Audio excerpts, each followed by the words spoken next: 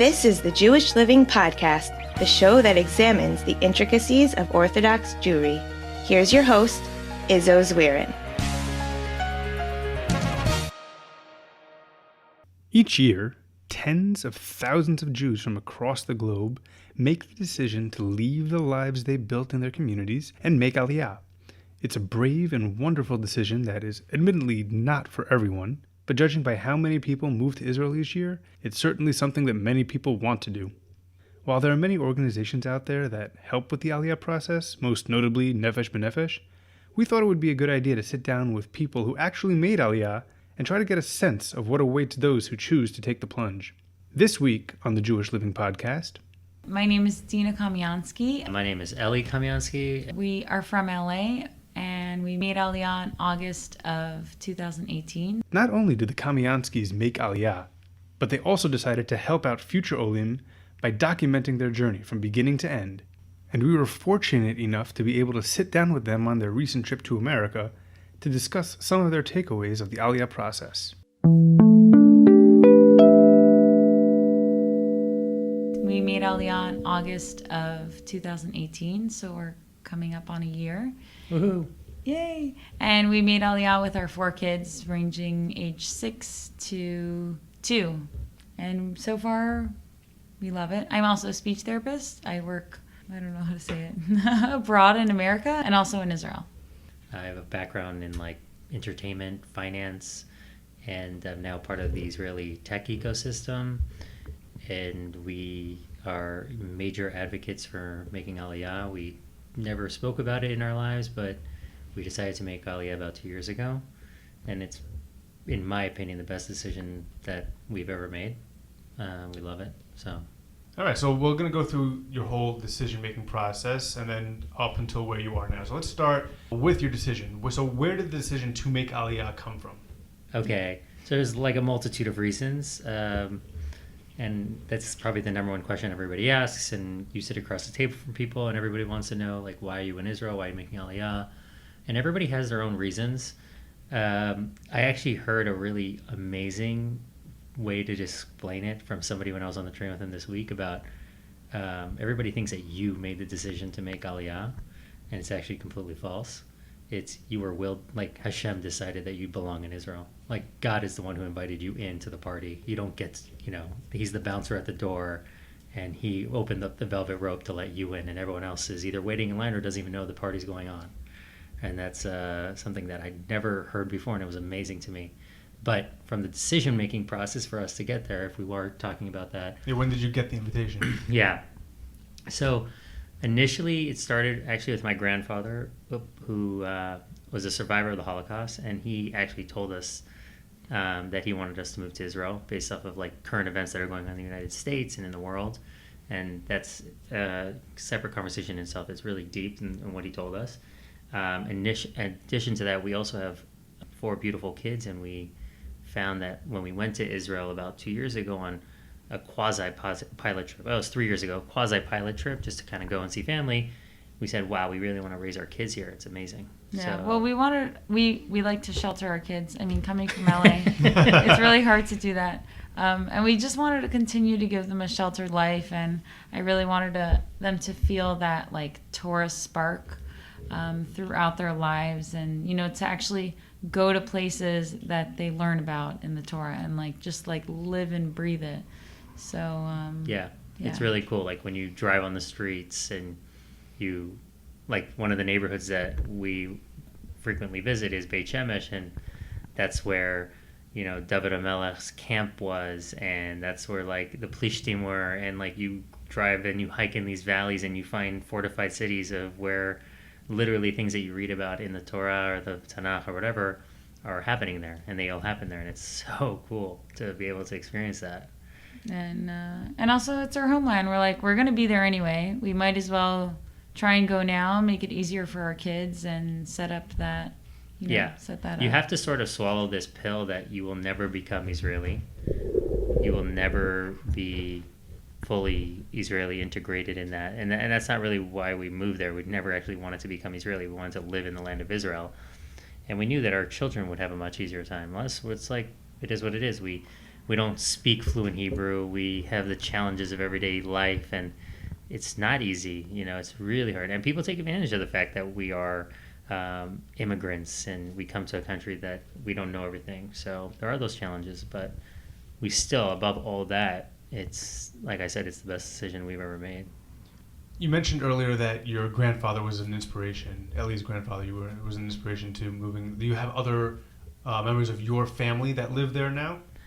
Yeah, so I have a brother who made Aliyah 8 years ago, and he actually commutes to the United States for work.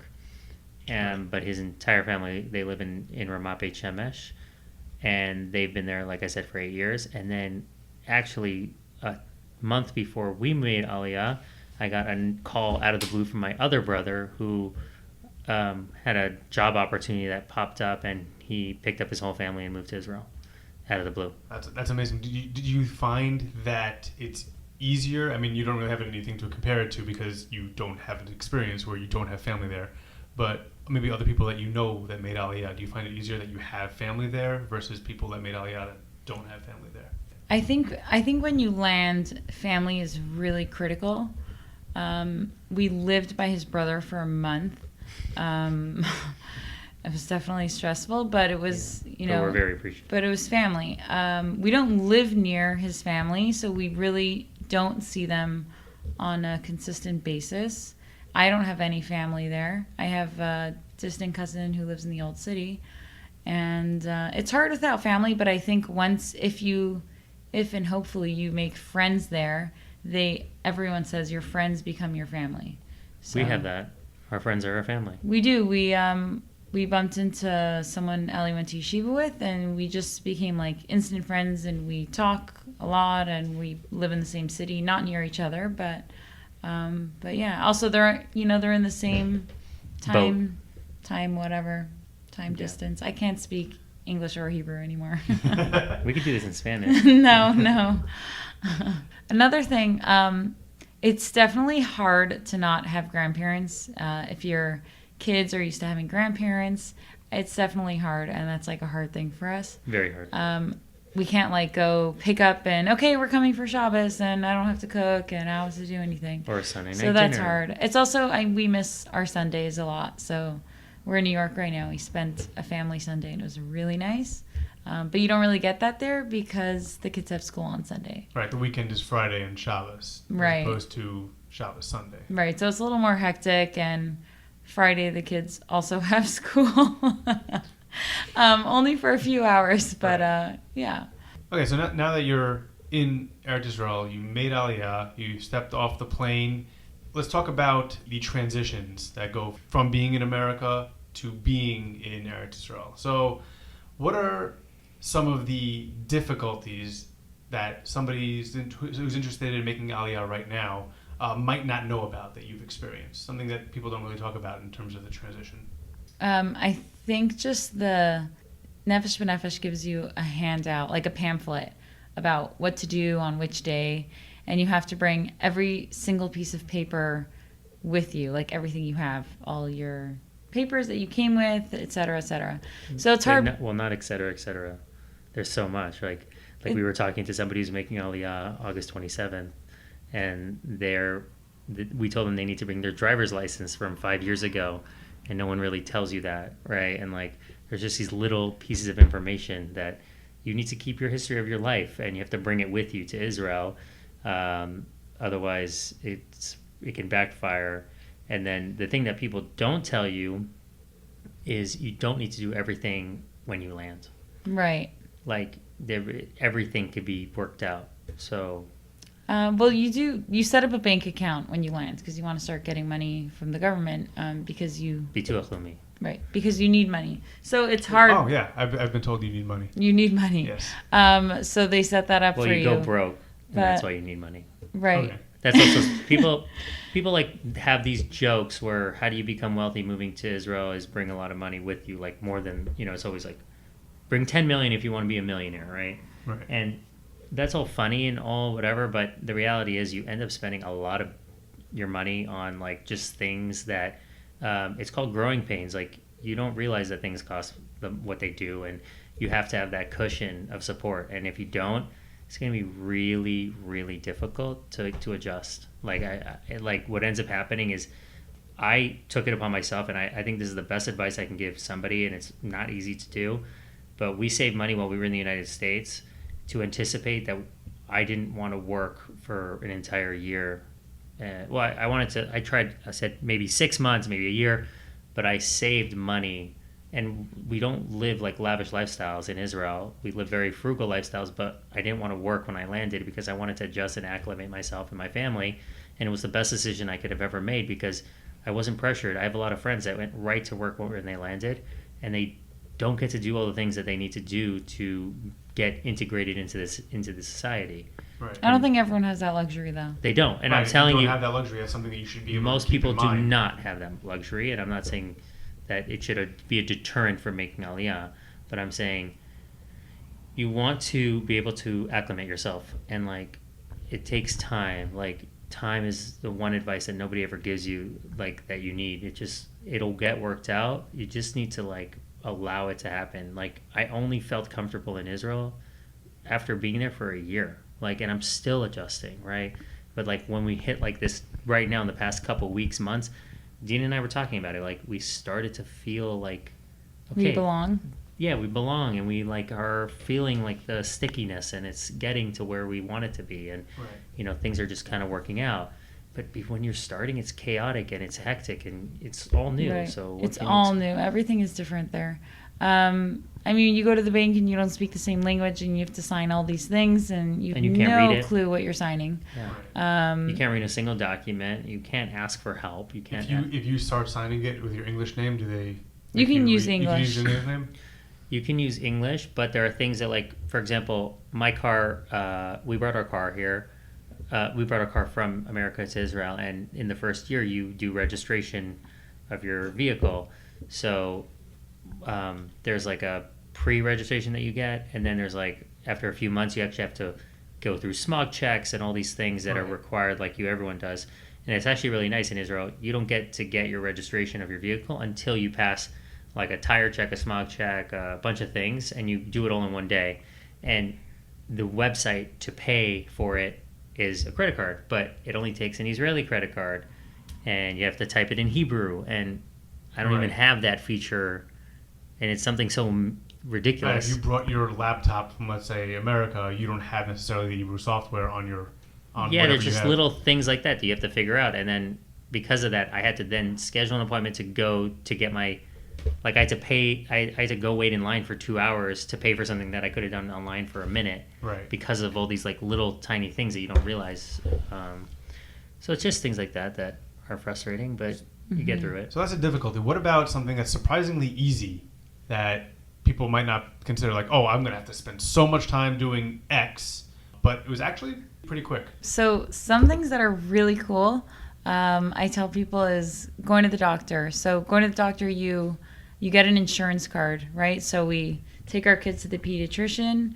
We pop in. I don't fill out a line of paperwork. New patient, not new patient, who cares? That's my favorite part. They swipe your card. You see the doctor. The doctor again swipes your card to see your history. And then when you need a prescription, he swipes your card again, and he gives you your card back, and you bring it to any pharmacy you want. You give it to the pharmacist. He swipes your card. He opens a drawer, takes out a prescription, and gives it to you. It's right after the appointment. There's no lag time. And also what they have in a lot of places is, like the post office or more busy pharmacies, you take a number and you can get a text message on your phone when it's close to your turn, so you can leave until your turn is closer, so you can go shopping or whatever and come back. Right, so it's like one of those things at a restaurant where they give you the buzzer. Exactly. Like, no, now you're being buzzed, come back. Yeah, and you actually mentioned, like, a piece of advice is every time you walk into a building, take a number. Like, that's the number one advice. Yeah, look to see if there's a number. So like, the post office... It's a requirement. You must see if there's a ticketing like system. An official building, like a bank, a post office, Anything, yeah. Anything where you see a crowd of people, there's usually a ticketing system, and if you don't take a ticket, you won't be served. So you just have to understand that.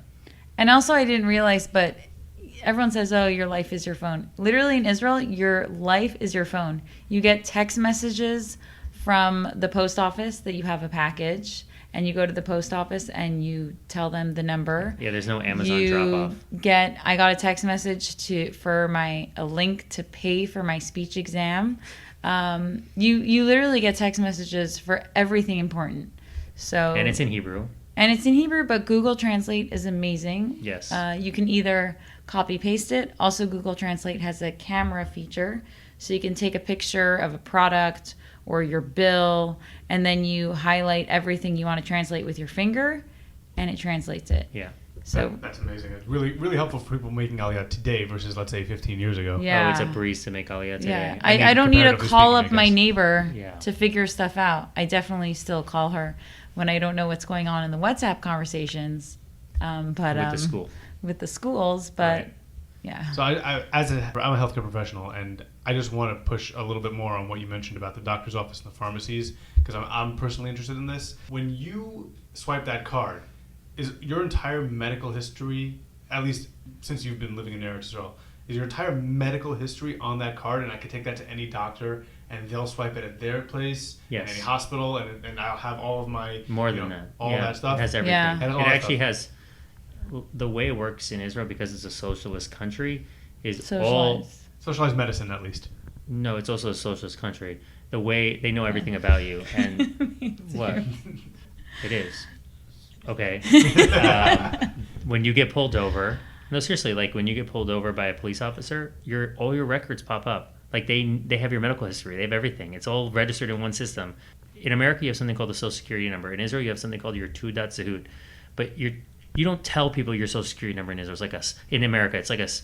You have to hide that number. In Israel, it's the exact opposite. Like everyone asks you first for your Tudat Zehut number. That's you. That's your registered number, and everything goes along with that number. So that's what you're taking with you, and your medical history goes along with that number. That's the origin of it, and then the card and all these things are just linked to that Tudat Zehut number. So when you go to the doctor's office, that's who you are, and it follows you. Follow your history, your medical history, everything follows you wherever you go. I feel like everybody listening to this in America is just like, wait a minute, so identity theft and things like that. I don't know if that's a longer discussion. Yeah, that doesn't exist as much because I don't know how it works in the United States versus Israel, why this is, but in the United States, your Social Security number is like linked back, at least for me, the way I think it is, like your taxes, right? Like you get your tax refund at the end of the year. If you overpay or if you underpay, you have to pay taxes. But that Social Security number is what you do to get that tax refund. Yes. In Israel, you pay taxes every time you get a paycheck. You do not file a tax return in Israel. Oh, it's like the government tells you this is what you owe, and then Yeah, what your you owe. rate is your rate. Oh, then applying for certain loans and things like that, is that tied? Like if I wanted to buy a home in Israel and I wanted to get a loan, Yeah. in America, that's You- all linked to my Social Security number. And if somebody has my Social Security number, they can apply for a loan under my name and not pay it back. It hurts me. Right. So Yeah, they what don't about- have those issues. is that I don't that- Well, they don't have like credit score in Israel either. Yeah. If you're coming in as an American from another country, then they look at your credit score. Right. But But- the way that it works is your work history and your Interesting. bill history. It has nothing to do, like it's your real It's your income ability history. to make money versus Right. like There's no what fluff. you've done. Yeah. Okay. Here, you have to remember, Israel is tachlis, like it's facts. Right. So the United States runs on credit. Israel does not. If you don't have cash, then you can't buy it. So stop trying. Right. Like But it's, also they you- have little credit terms, like they give you little bonuses here and there, like you can run a negative balance, but they don't penalize you for not paying interest or things like that. Like But also, you could finance anything. Like they ask you well, you're not financing it, you're more like paying installments. installments. Yeah, paying in They installments. ask you about paying installments at every grocery store. Like you go to the grocery store, if your bill is like Yeah. a certain amount, they just say, "Oh, how much do you want to pay for how long?" You could pay for the next 10 years, $1 a day or whatever. Like they have different terms. Yeah, Oh wow.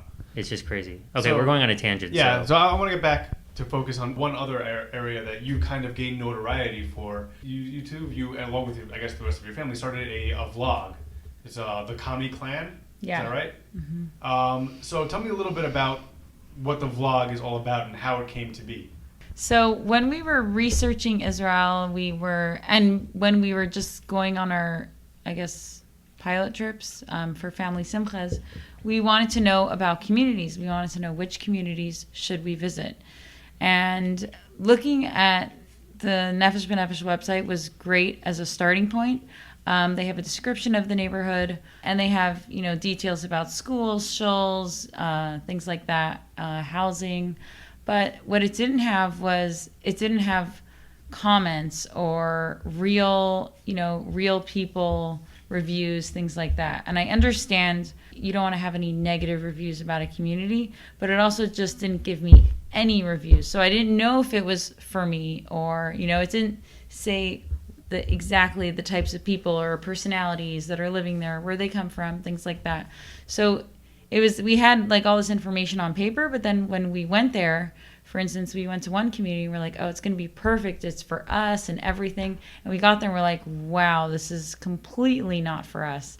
So we started the vlog as a way to show people what a community looks like on the ground, what we thought about it, the people that went there, things like that. So just real information. So it started with the community conversation that when we were doing these pilot trips, and then we also realized that there's just very little information of what it's like to do it from start to finish, soup to nuts, right? Like doing it from scratch, and what's that process like, and what are the things you're doing. So right, like we knew people who made Aliyah, but we didn't know anything about what is life like in Israel. Yeah. Everyone's like, oh, make Aliyah, okay. I don't know what that means. Or the decision-making process on the day-to-day. Right. Those are things that nobody really shares. Or if they do, they wrote a blog post about it, and I have to read an article, and I have to find the emotion in the conversation. It's not easy. So we just kind of put it out there. And I personally have a really big passion for videography, and I love it. So I just said, hey, I want to take my passion and my hobby and put it together with being able to provide real insight and value. And that was it. That was really the premise of it. So the vlog focuses kind of like an A to Z type of thing of making Aliyah, all the things you need to do, all the things that kind of a bigger discussion of what we spoke about earlier, plus communities, kind of review them and tell people from the ground what individual communities are all about. So there's a couple verticals. We are not here to tell you how to make Aliyah because we don't know the answer. We're going through it every day. So it's like, this is what we're doing. And our biggest thing that we say is you can watch us succeed or fail. That's just what we do. So you can learn from our mistakes, and we want you to. We've made a lot of really big mistakes in the Aliyah process. We brought 25 suitcases that were all overweight, and we got charged $1,800 when we got to El Al. And the taxi drivers, they don't carry them for you, because your if they're over does. a certain weight, then you're on your own. Yeah, I did, and I had muscle spasms for over 2 months when I made Aliyah. My hands were vibrating for 2 months straight, so I would not advocate to do that. But we also say our feelings on for instance, we own our house in LA, thank God, so we decided to rent it out. A lot of people, when we were making Aliyah, were like, oh, that's crazy. You're not all in it. You're going to move back, et cetera, et cetera. You need to sell your house and really put your whole foot forward. And I disagree. It was a nice income for us to have throughout the year. And I guess you could say it was a safety net, because you need to be realistic. Aliyah, you want to put forth your best effort. But if it doesn't work out for you and your family, then it's okay, Also, I'm not going to take financial advice from people who are emotionally attached to Israel. I'm going to do it based on my practical experience. Right. So what I'm hearing is that your vlog is not a guide of how to make Aliyah. It is just watching you.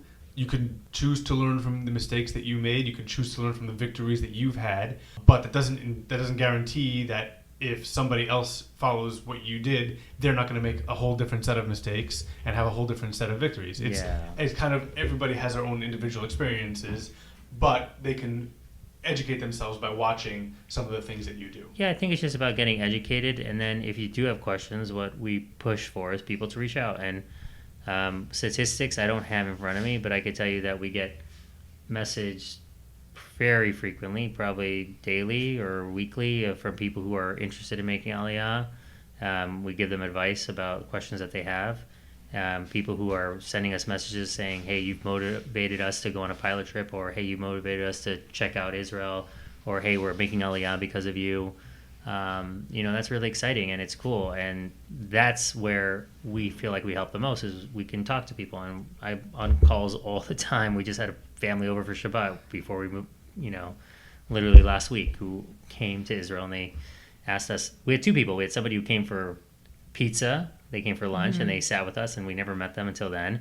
And then we had a family stay for Shabbat with us to learn about the Aliyah process. And that is the best thing about this, is being able to just talk through it, and because you want to have that support group. I think that's the most important thing of anything. Yeah. So how many communities have you scouted out during this whole process? I don't even have a number. I think it's 20 something. Wow, really? I Yeah. don't know. It really adds up. And you take your 4 kids and you go to these 20-something communities for a different Shabbos every week? So I have a plug that I want to thank. There's an organization called Anywhere in Israel. At least that's what it was. It existed when I was in Israel for a year and a half post high school. Yeah, and that's when they were in their prime, and that's what I remembered. So I actually reached out to them, and they set you up with a place for. They set up usually yeshiva and seminary kids. Yes, they set up yeshiva and seminary. Shabbos, anywhere in Israel. Correct, anywhere in Israel. And it's aptly named then. Yeah, and and they are the most connected people you'll ever know. Rachel Nidell is literally a saint, and she is super connected.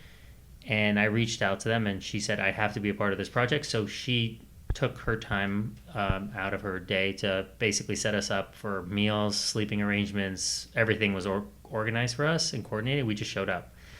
Plus, I also interview people. So I'll take a step back. The 2 hardest challenges, and I haven't really focused on the other one, but the 2 hardest challenges and things that everyone talks about when they want to live in Israel is, or do I live in Israel, or whatever those things are, is where am I going to live, right? Where am I going to put my family, my kids, schooling, all that stuff, friends. And the other thing is, where am I going to work? I need to make money. So the work money thing I really haven't focused on. We haven't really focused on that. I'd like to maybe start channeling the vlog into that perspective. But what we really focused on, because we were dealing with it ourselves, was where to live. Right. And so we took you along for the ride, and we showed you what we're going through in the process. So in that process, we just said, hey, we have certain requirements of things that we want to look at. And then we started checking boxes of neighborhoods that we wanted to go see. And then Rachel and I worked together on a plan, and we got in our car and we went. And we just kept filming and going with it. And it was the coolest experience ever, because you get to meet people, and I don't know, I loved it. And we actually got to decide on a community. I guess that's like a teaser of we actually did decide on where we want to move to, and we were able to do that because of this. I think it helped us really quickly narrow down our decision process, because we said, okay, it checks all these boxes. We know what we liked, we know what we didn't like. This works exactly to what we want. Okay, perfect. This is the best of all worlds. Because you're never going to find the perfect community. It does not exist. Right. There's no perfect place. No. Right. So let me ask you this. If I'm going to give you a couple of scenarios or things that people might be looking for, and if you could tell me which community or communities might match those things, that is a good idea. So before I do that, I should tell you I don't know much about the communities in Israel. So it's possible that I'm going to say something and you're going to be like, yeah, that's every community in Israel, or you're going to be like, that doesn't exist at all. I have no idea. Mm-hmm. So I just had ideas based on type of communities that people told me that they're looking for, maybe in America. Right. And I'm just applying those to, do those things exist in Israel, or am I way off base, or is that every community in Israel? So let's start with a couple of those options. Sure. If I asked you for a community that had a mix of a variety levels of orthodoxy, everywhere from completely Chiloni to all the way up to extremely Haredi, or maybe not that much of a range, but a nice range of people where my children can get a sense of a lot of different flavors of Judaism. What communities have you visited that might fit that box? I think Rehovot fits that box really well. We went there for Shabbos, and I have to agree with you. I didn't think of that, but yeah. There was a yeshivish, in terms of Anglos, there were yeshivish, and then there was also a little bit more modern Orthodox. But when you walk on the streets, you see Chilonim. You also see Hasidish people with shtreimels. And the people in the community were telling us that Belz Yeshiva, that everyone gets along, and they're like, it's really amazing in that regard. So, And but that question is specifically geared towards but it's all-inclusive community with everybody, but it has nothing to do with proximity, has nothing to do with other factors. I'm not talking about things that like the all-inclusive perfect like blend would be Rehovot, I would think. Rehovot. But a lot of communities are usually homogenous. So, for example, Efrat. Efrat is, I would say, I guess, Dati Lumi / Torani, heavily Anglo. But you're not going to find, I don't think you're really going to find Chilonim or Haredim in Efrat. Right. So to translate that to an American audience, you maybe various levels of modern Orthodoxy and maybe sprinkle a little bit more to the right in there. Yeah. Fine. Okay. What if I wanted a community that had a laid-back atmosphere with very little judgment? Kind of anybody could do their own thing. I would say Scheinfeld in Beit Shemesh was... that they could do whatever they want? I don't know. Everyone seemed to get along well nicely. Like people who were a little bit more modern Orthodox, people Orthodox. Also, Rehovot kind of fits that bill. Right, those are kind of similar questions. I get that. Haifa. But Scheinfeld, I think, fit that bill nicely. Any other places? I was thinking maybe like Neve Daniel. Neve Daniel. Kind of Daniel. felt that way to me. That there were just people who were kind of just did their own thing. Well, if you live in we went to Haifa, for example. So Haifa's a major city. There's a lot of different communities in Haifa. There's a lot of right. It's like when we were there was even like big city. Yeah, there was even like crime that happened when we were there on Shabbat. One of the mafias committed a crime when we were there over the weekend. But I think in specific. But in terms of if you're in a specific neighborhood with religious people and that is, I don't know, everyone's up in your business, but in most things, actually, I thought that I don't know, maybe Adaret was kind of, or Neve Michael.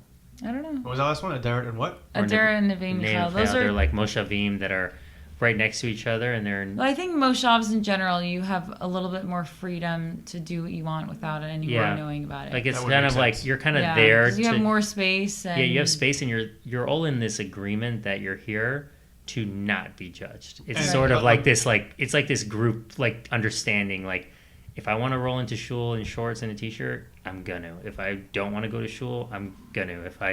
It's my choice to live my life. Right. That's type of question that I was looking for. Yeah. Then I would say probably Adaret and Moshav. Okay, so just for our listeners out there, can you define what a Moshav is? Yeah, sure. So in are we going history? Okay, fine. I'll just go. I'll give a little. No, when you walk into it, Moshav is basically a tiny city that is self-run by its own kind of government, but it still relies on the resources of the main government. But it has its own town. It's a very small town. Is it it's a startup town? I guess. I guess so. It was originally founded as a startup town where the government basically gave a bunch of people some free land and said you have to cultivate this land and be self-sufficient. We're not giving you anything. Now they're going through a phase where all of that cultivation and all that work that they did is sort of worthless. They don't need it because they already have infrastructure. So you're finding a lot of people moving to Moshavim who are not these older timer people. They're actually building beautiful, new, gorgeous homes on Moshavim, and they're adding extensions, which is called the Harchava, and they're building these massive, really nice homes and selling them to new people. But in terms of Moshav, you don't have schools there. You don't have a post office. Right. You don't have supermarkets. You have to think about bringing one milk. small like a makolet. You have a makolet, a convenience store. So you don't have all those things. So in terms of that, there's less convenience on a Moshav. You usually need 2 cars. Public transportation is not really going there often. So those are different things. But then on the other hand, you can build a private house and you have a yard and you have space, and it's usually more nature-esque. It's people to themselves. If you're to yourself, you live on a Moshav. If you want to hang out with people, let's be honest, you should not move to a Moshav. If you want friends that you can have a variety of people and all that, it's really not the place, in my opinion. What's the most affordable place that you visited? Scheinfeld. Yeah, it's true. For sure. Beit Shemesh. Beit Shemesh, Beit Shemesh in general. Beit Shemesh in general. Not Ramat, Beit Shemesh. Beit Shemesh. Beit Shemesh, hands down. You can buy a house for $2.5 million shekels, and it's a really nice house. And that's because they have a really bad reputation that they're fixing. And in the meantime, you should take advantage of that. What bad reputation?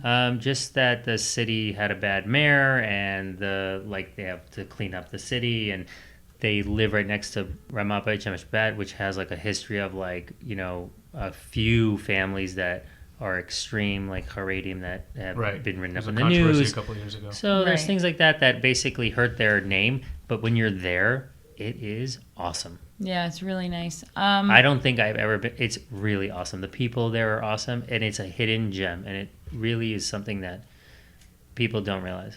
I think it used to be a hot spot to make Aliyah. It was the like first our neighborhood. parents' generation. So like maybe in the 90s, if somebody was making Aliyah, Beit Shemesh would have been a nice for sure. Exactly. And now actually there are more housing opportunities in one part of Beit Shemesh is because those people are starting to move out.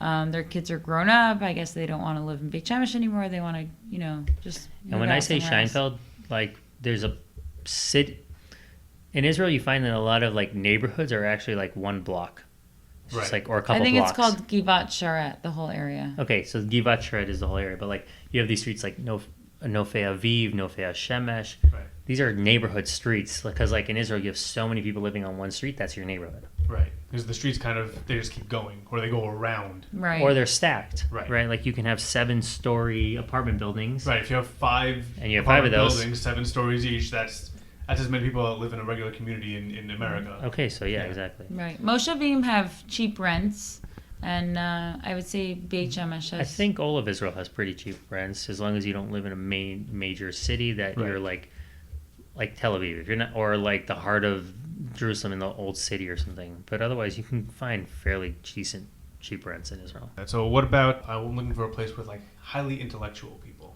I would say Rehovot again. Because they're near the Weizmann Institute. Okay. A lot of the people... A lot of people stay around the... Right, they live it's around a college, in that area. like... They're all... It's like anybody people who's that in the went to doctor... Weizmann Yeah, stay people, there they stay. Okay. Right. And also, interesting fact, because of that, you know that it's a more intellectual community because there's something called Saharon, which is aftercare, like an after-school program, so you pay into it. So a lot of cities subsidize it. So depending on the level of income of the people in the city, that they subsidize it more or less. So Beit Shemesh, Ramat Beit Shemesh is I guess there's a big core of the city that is poor. So it's heavily subsidized, meaning you pay less for Tzaharon, which is awesome. But somewhere like Rehovot, where almost everyone is working, it's not as subsidized, so it is a lot more expensive. Right. So that's just an interesting fact that I found out when I was there. Last scenario, the smallest and largest communities you've seen.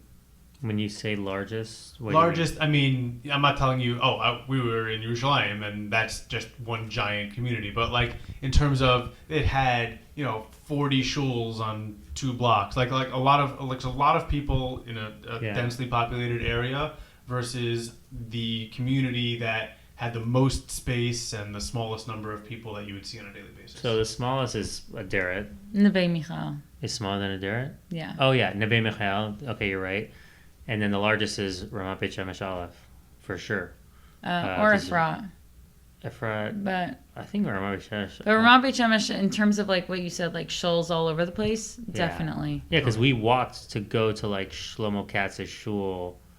And you passed how many shuls? Not that many. Not that many. Right, but in Ramat Beit Shemesh, there's one on every corner. There's literally every corner is a shul, and somebody like puts a little shtibluch somewhere, and there's tons of people there. It's just so massive. Yeah, and they are constantly building, always building. Yeah, this is another fact. If you are planning to live in Ramat Beit Shemesh, I'm not trying to knock it, but like there's some medical like things that you should consider. Like people are always sick there because of the dust. Like I'm not trying to be rude. It's just like it's a dusty area. Because they're building. They're building always constantly. Building, right. So like people always have sinus infections there, like all the time. My brothers always their kids somebody's got a sinus infection. So I'm not trying to knock the neighborhood. I love the neighborhood. I'm just saying it's just something to keep in mind. Yeah, right, but if you're a little bit more immunocompromised. Yeah, if you're immunocompromised, you should think about those things. And also, it's important. Something that like nobody tells you about is just because it's the Jewish homeland doesn't mean like people don't have natural causes of anything. Like you still get sick, you still have the things, and there's still pollution, and there's pollution maps. You can look them up online. You should look them up online. That's what I do. Like if I'm looking in a neighborhood, there's like radiation maps. Like Israel, like, you know, that's not exclusive to Israel. You should always look those things up online. Whenever exactly, you're but I'm saying anywhere. I don't think people right. look at those, and I think it's important to know where you're moving. Like, yes, you should know the history. You should see what's going on. You should like the pollen counts in areas if that bothers you. It's important to know these things, and like, you know, I don't think people do that type of research really when they're looking into neighborhoods in Israel. Maybe I'm wrong, but is there any other communities that you wanted to talk about? Well, we did choose our community. Wow. It happened very late. People were actually recommending this community, Tzor Hadassah, throughout the year, and we kind of just kept waving them off, like, nah, it's okay. And we had no reason that we were waving it off. We just we were kind of interested in living in close proximity to Ramat Beit Shemesh, and Tzor Hadassah is about 20 minutes from there, so it wasn't as close as we wanted. So we never checked it out up until May. So we went there in May, we fell in love, and it's going to be the community we're going to move to. So where is it located? It is located 20 minutes outside of Yerushalayim, through the back roads. So you kind of, if you want to get there in a quick route, you go over the Green Line, and then you go back into the Israel. So Tzor Hadassah is right on the edge of the Green Line. And but it's in Israel. But it's in Israel. Next, it's a few minutes away from Beitar. It's 20 minutes from Yerushalayim, 20 minutes from Efrat, 20 minutes from Hadassah Hospital, 20 minutes from Hadassah Hospital, and 20 minutes from Beit Shemesh or Ramat Beit Shemesh. So it's in a nice location. The weather is amazing. The weather is the same as Jerusalem, which for me is a huge plus because I really can't handle heat. And also there's nature reserves like right down the street, Begin Park, which has lots of beautiful hiking. And the community itself used to be just Chiloni, and now the past, 5 years or so, there have been waves of Dati Lumi. There are no Haredi. There's no Haredi population there. And yeah, there's a variety of private homes, semi-attached houses, and also apartments, condos. So it's got a little bit of everything. It is a yeshuv, so there's no major supermarkets. There's no pharmacy there now. They do have elementary schools. And yeah, it was just a really nice community. And it's a very big Israeli community, and also there are Anglos there too who speak Hebrew and English, and yeah. Yeah, we're really excited about it. It's really something that we are glad that we were able to, finally come to come to the decision for. Yeah. Great. So congratulations on that. Yeah. Yeah, it's really exciting because it's hard because we've been living in Jerusalem for the past year, and we love it. Yeah, we don't want to leave Jerusalem. We love it. It's one of the best cities. It's just awesome. And now that we're close enough, we kind of felt comfortable with the fact that we're if we go out at night, we're able to just drive 20 minutes, 30 minutes in, and we can go and to the city, which is great. Right. And but we can still get more suburban life. Yeah, which is what I wanted. Nice. So at least I don't. Let me ask you this. I gave you a number of scenarios. Is there any community that you thought was pretty unique that somebody out there listening might be interested in? Not necessarily the one that you picked. Maybe that's something you want to talk about. But a community that you saw that had some sort of a uniqueness to it that might fit the right person. Yeah, I think Renana maybe would be one of those communities. It's not something unique in the sense, but you get to live this if you have this high class lifestyle that you want to live and continue without feeling like you're cutting away at anything and you're changing what you're used to, then you should live in Renana. Yeah, we've seen beautiful homes there. there. The homes there are literally magnificent. But also you want to fit in with your community, right. sort of say. So do the research anyway. These are just right. kind of tidbits anyway. Right. Because yeah, I would a lot say, a lot of the people, the spouses or whatever, they commute overseas for work, whether it's in Britain or America. So they're bringing overseas salary. So you don't want to be, you're not going to feel comfortable the one making your Israeli salary and hanging out with all these other people. And also it's really nice for them because they have a social network of people, their friends that become family that they can count on when their spouse isn't there to like pick up the kids or to help them out because they're feeling lonely, things like that. Right. So I think it's a really nice type of thing. Yeah. So if you're looking for that. Yeah, and there are a lot of people who travel. Like there's just a lot, because that's how you make things. Yeah, things work. we didn't talk about. Like we were talking about communities, but like if we want to talk about like the actual like income of homes and like what it like takes to, like just natural, like just normal income for people who are working, the calculation is usually like a quarter or a third of whatever you make in the United States for whatever expertise you have. So if you're a doctor, you make a quarter of your salary. If you're a speech therapist, you make a quarter or a third of your salary. So think of it this way: if you're making $200,000 a year, it's possible you're going to be dropping to about $50,000 a year. Correct. Yeah. Okay. Yeah. For sure.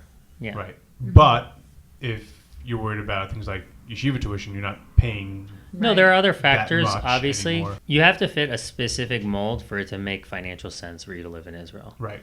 Right? Like, you have to have at least 3 children, right? Because if you have 2, then maybe it still doesn't make sense financially.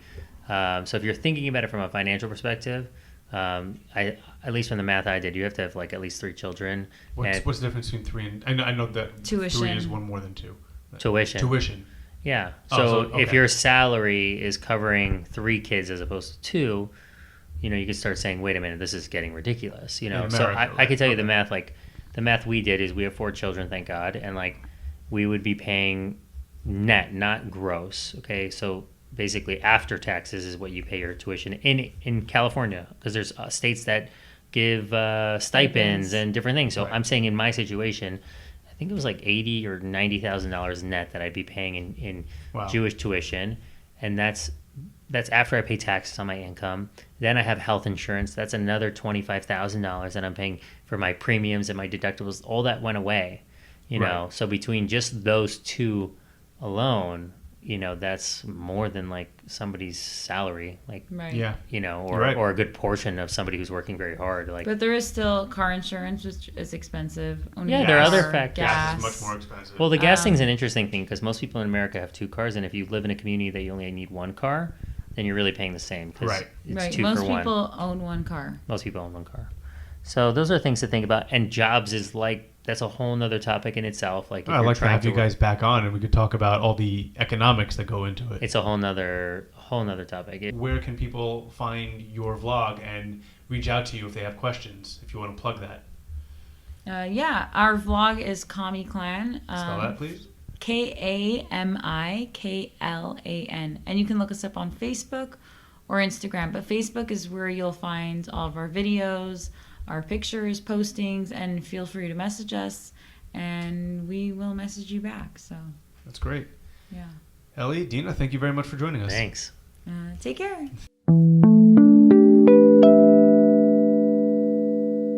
My thanks to Eli and Dina for taking the time out of their vacation back to America to join us in studio. If you have any questions about the Kamionskis' journey or tips on Aliyah, I highly recommend reaching out to them. They're very responsive. Of course, you can always reach out to us on social media or email if you have any questions about the podcast. For now, Kol Tov. The Jewish Living Podcast is produced by Sroli Pikus. Our theme song is The Band by A.B. Rottenberg from Journeys 4. You can email the show at jewishlivingpodcast@gmail.com. You can also find us on Twitter at Jewish_living.